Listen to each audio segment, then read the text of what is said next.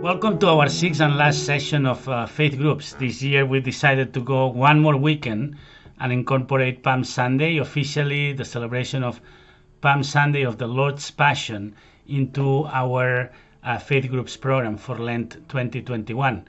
Actually, as you know, and as we explained at Mass, we read the Passion according to one of the synoptic traditions. It was Mark's turn this year. We read the synoptic tradition on Palm Sunday, and then on Good Friday we read John's Gospel. The liturgy calls for a very short homily, so actually my message today may be longer than the homily itself today. You will also notice that we are not going to ask you to read the Passion again as we read it this Sunday, so we thought that the second reading from Philippians today, it's called the Philippians hymn. It's a very proper reading to reflect about the feeling with which Jesus goes to the cross, this emptying himself. So that's why we chose that reading instead of the Gospel this Sunday.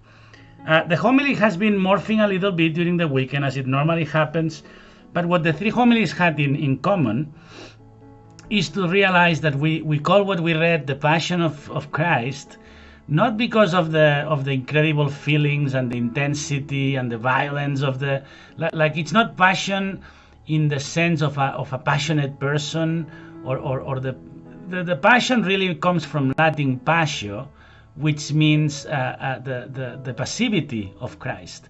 The word patience comes from there, or the word patient, as in a clinical patient, as in a patient in a hospital, also comes from the same root, the passivity of Christ.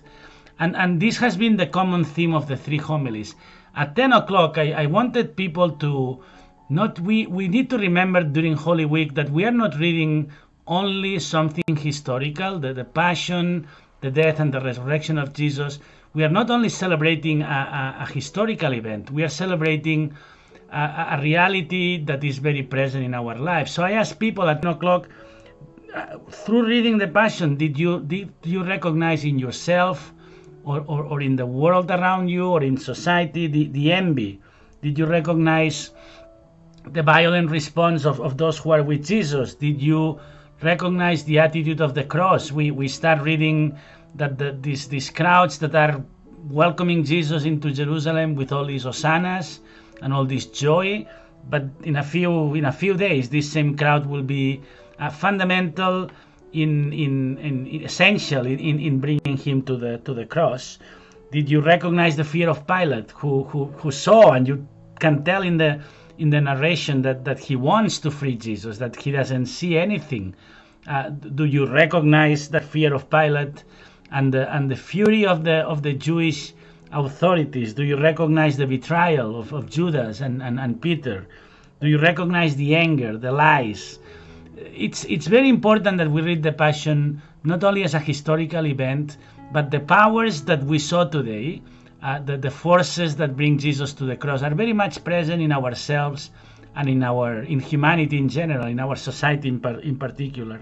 And I think that's how we make the Passion this passivity of Christ.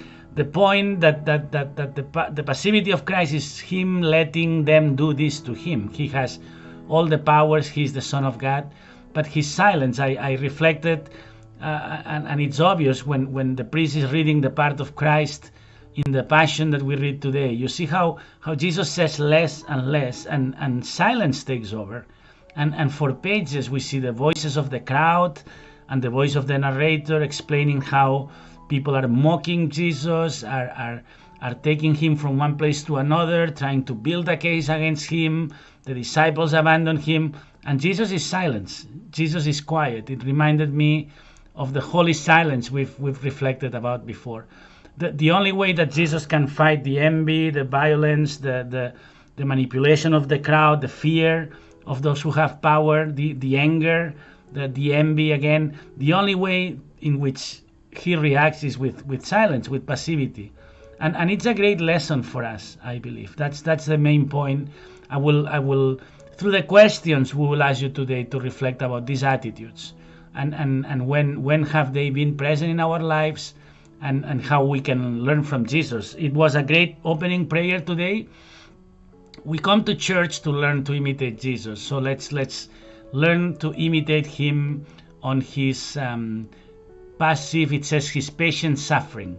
How this patient suffering of Jesus that takes him to the cross in order to fulfill God's plan. It doesn't mean we are passive about everything, but this passivity in front of all these forces is the witness that Jesus gave, that the message that the plan of God would take place within him.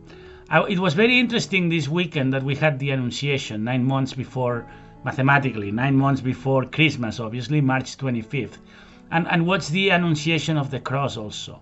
The same way that Mary's convey a message and she trusts the plan of God, Jesus had to trust God's plan also at this in facing the cross, knowing, hoping that the resurrection would be the next step. Hopefully the questions will help you to get deeper. We didn't get a lot of feedback. We know a couple of groups at least are meeting. I don't know how many people are doing this individually, but we hope this was of some help to you as you were trying to get deeper in Lent as we were proposing this. And I hope it helped, and I hope this last conversation will help you to complete a great preparation of Lent in order to understand and celebrate a deeper Holy Week. So I hope that's what happens, and see you soon. Bye.